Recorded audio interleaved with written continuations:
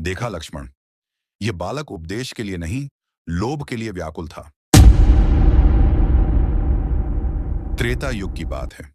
अयोध्या के समीप एक वैश्य रहता था, जो भगवान श्री राम का सच्चा भक्त था। जीवन के अंतिम क्षणों में वह गहरे व्याकुल था, क्योंकि उसका इकलौता पुत्र संसार में असहाय छूट रहा था। मृत्यु शैया पर पड़े वैश्य के पास स्वयं मर्यादा पुरुषोत्तम श्री राम पहुंचे। वैश्य करुण स्वर में बोला, प्रभु श्री राम, मेरा पुत्र अभी अल्पायु है।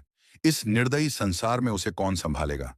यदि आपकी कृपा न मिली तो मेरा प्राण चैन से नहीं निकलेगा। श्री राम ने शांत स्वर में कहा, वत्स, पुत्र की चिंता तुम जीवन भर कर चुके। अब इस क्षण मन को ईश्वर में स्थिर करो। परंतु पिता का हृदय शांत न हुआ। उसने हाथ जोड़कर कहा, प्रभु, यदि आप मेरी संतान की रक्षा का वचन न दें तो मेरी आत्मा को शांति नहीं मिलेगी। श्री राम मुस्कुराए और बोले, तुम मेरे भक्त रहे हो, तुम्हारे पुत्र में भी विष्णु तत्व की रक्षा है। मैं यह वचन देता हूं कि जब वह विशेष संकट में होगा तब मैं उसकी सहायता करूंगा। अब निश्चिंत हो जाओ।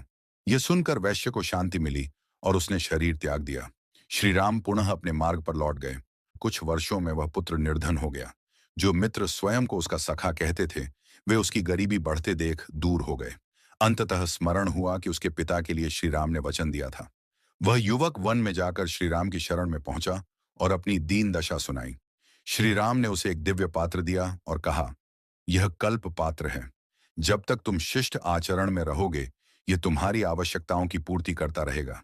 युवक ने कहा, प्रभु, मैं अवश्य धर्म से चलूंगा। मुझे और उपदेश दीजिए। श्री राम बोले, इतना ही पर्याप्त है। पर युवक का मन नहीं भरा। उसने बार बार आग्रह किया। अंततः श्री राम ने कहा, मदिरा का सेवन मत करना, जुआ मत खेलना, असत्य मत बोलना। फिर श्री राम वहां से चले गए। युवक ने पीछे से पूछा, प्रभु, यदि कभी इन उपदेशों का उल्लंघन हो जाए तो? श्री राम ने उत्तर दिया, तब यह कल्प पात्र नष्ट हो जाएगा। युवक शीघ्र ही धनी हो गया। चोर डाकुओं के भय से वह अधिक धन एक साथ नहीं मांगता था। वह झूठ तो बोलता था, पर हर बार देखता कि पात्र टूटा नहीं। धीरे धीरे उसने जुए का भी साहस किया। हारता जीतता रहा, पर पात्र फिर भी बना रहा। एक दिन मित्रों ने उसे मदिरा पिलाई।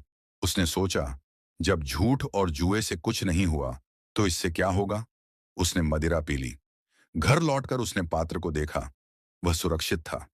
उल्लास में उसने पात्र को ऊपर उछाल दिया।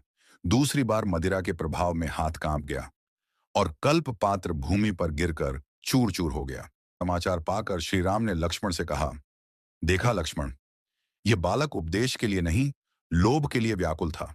वह यह जानना चाहता था कि धर्म की कितनी सीमाएं तोड़ी जा सकती हैं बिना दंड पाए। जिस दिन उसने मदिरा से दूर रहने का उपदेश लोभवश मांगा, उसी दिन वह उसके उल्लंघन की ओर भी बढ़ गया। धर्म पालन भय से नहीं, श्रद्धा से होता है। जहां लोभ प्रवेश करता है, वहां कृपा भी टिक नहीं पाती। रामायण हमें सिखाती है, उपदेश मांगना सरल है, पर उसे जीना ही सच्चा धर्म है। लोभ से पाया गया वरदान अंततः विनाश का कारण बनता है।